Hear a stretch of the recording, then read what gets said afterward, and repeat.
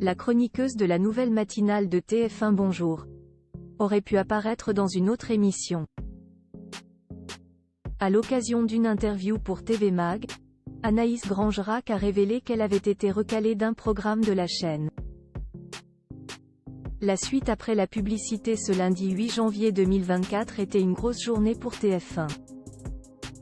Outre le lancement de Plus belle la vie, encore plus belle, les téléspectateurs ont pu découvrir le premier numéro de Bonjour.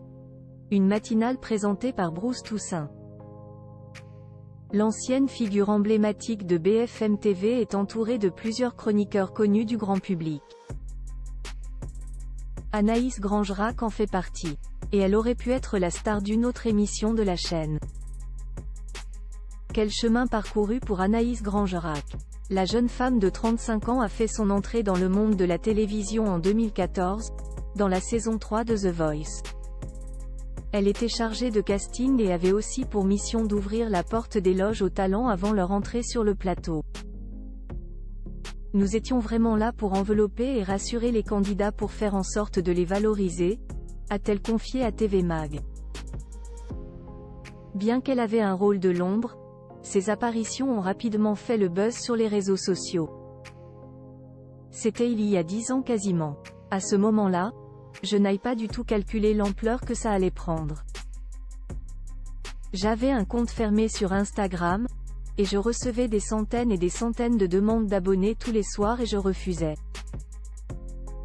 Je me demandais qui sont ces gens, je ne comprends pas, a-t-elle poursuivi. On l'a surnommée la meuf de la porte et tout le monde réclamait de la voir davantage à l'écran. Bonne nouvelle, leur souhait a été exaucé. Anaïs Grangerac aurait pu remplacer Nikos Aliagas. Le groupe TF1 l'a mise sous le feu des projecteurs. Le public a pu la voir aux côtés de Christophe Beaugrand et Laurence Boccolini dans Big Bounce Battle, 2019, dans Le Grand Bêtisier de Noël, TMC, 2019 et 2020, ou encore au Loto. Et aujourd'hui, elle ajoute l'émission Bonjour à son CV déjà bien rempli. Anaïs Grangerac espérait également être aux commandes de 50 minutes Inside après le départ de Nikos Aliagas.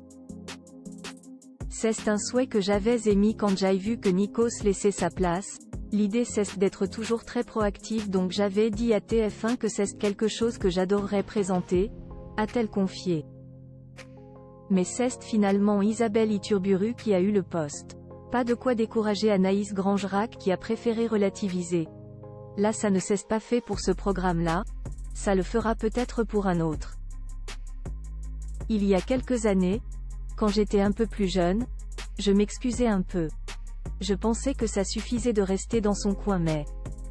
Maintenant je NHE accent aigu si plus du tout à faire entendre ma voix.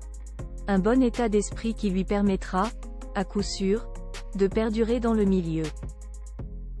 La suite après la publicité. La suite après la publicité.